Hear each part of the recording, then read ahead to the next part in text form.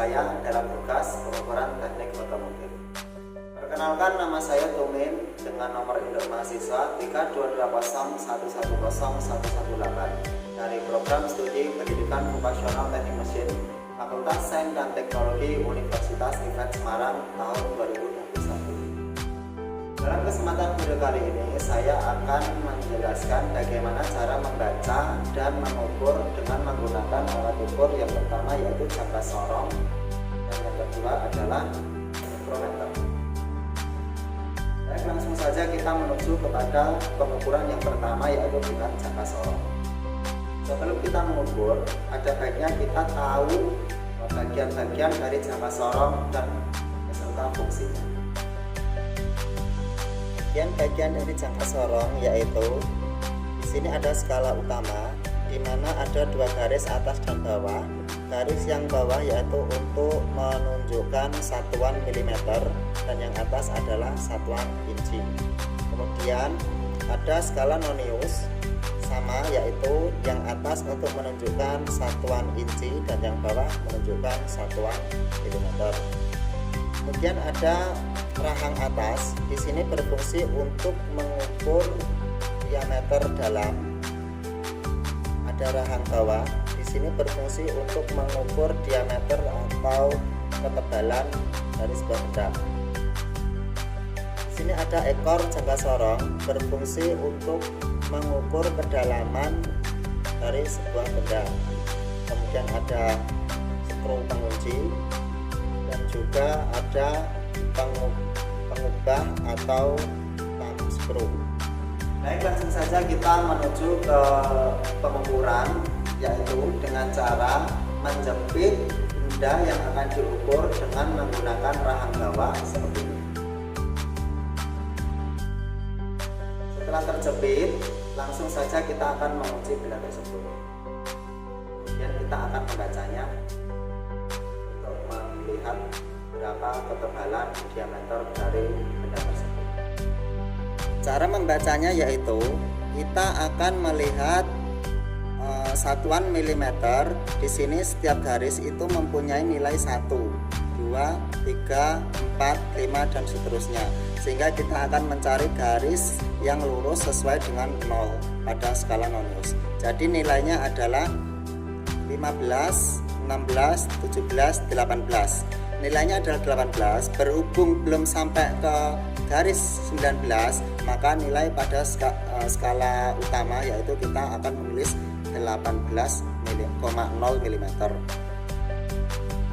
Kemudian kelebihannya kita akan mencari pada skala nonius yaitu dengan cara mencari garis-garis antara skala utama dan skala nonius yang lurus. Di sini kita temukan garis yang paling lurus adalah 3.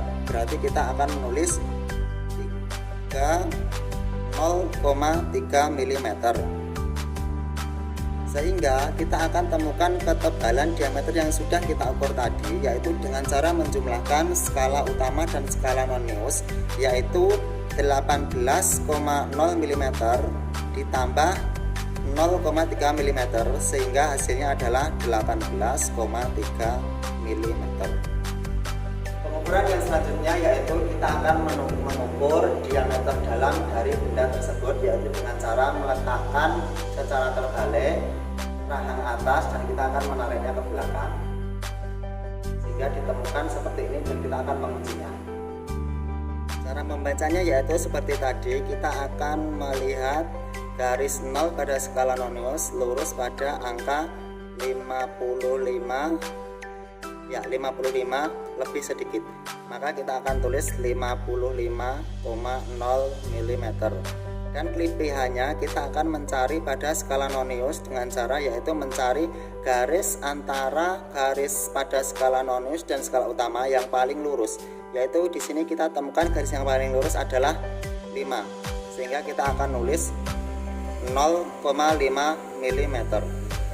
Sehingga didapatkan diameter dalam dari benda yang sudah kita ukur yaitu 55,0 mm ditambah dengan 0,5 mm sehingga hasilnya adalah 55,5 mm. Pengukuran yang selanjutnya yaitu kita akan mengukur kedalaman lubang dari benda tersebut, yaitu dengan cara menegakkan jangka sorong di atas lubang dan kita akan menekan pengubah ini ke bawah sampai mentok. Setelah sampai mentok kita akan kunci agar tidak lari. Hasil dari pengukuran kedalaman yaitu 10, 11, 12, 13, 14, 15. Kita akan tulis 15,0 mm. Kemudian kelebihannya kita akan mencari pada skala nonius dengan cara seperti tadi. Kita akan mencari garis yang sejajar atau tegak lurus antara skala nonius dan skala tetap.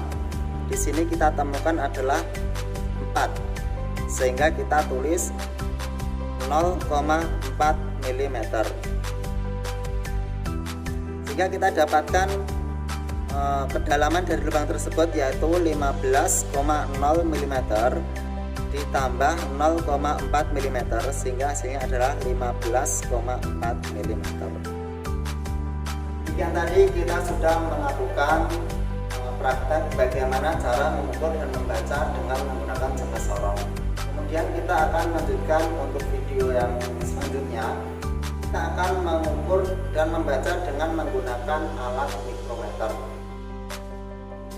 Bagian-bagian dari mikrometer yaitu pada ujung mikrometer di sini bernama anvil. Anvil ini adalah rahang tetap di mana nanti dia untuk menjepit benda yang akan diukur. Kemudian ada frame. Di sini ada spindle, di mana spindle ini nanti kita akan menggeser untuk menjepit benda yang akan diukur. Kemudian di sini ada lock atau pengunci, tapi mohon maaf ini penguncinya tadi sudah patah ya. Yang selanjutnya yaitu thimble. Di sini nanti kita gunakan untuk memutar sehingga pada spindle nanti bisa bergerak, menjepit dan membuka. Selanjutnya ada raket. Di sini nanti untuk mengunci, juga skala nonius dan juga skala utama. Di sini ada garis-garis skala utama. Bagian atas ini antara garis mempunyai nilai 1, 2, 3, 4, 5 mm. Sedangkan yang bawah yaitu setengah, 1,5, 2,5, 3,5 mm, sehingga nilainya adalah 0,5 mm. Baik, langsung saja kita akan menuju kepada pengukuran. Di sini saya menggunakan media ballpen untuk saya ukur ketebalan diameter luarnya. Kita masukkan pada rahang ini, dan kita akan memutarnya hingga menjepit ballpen tersebut. Setelah itu kita akan menguncinya.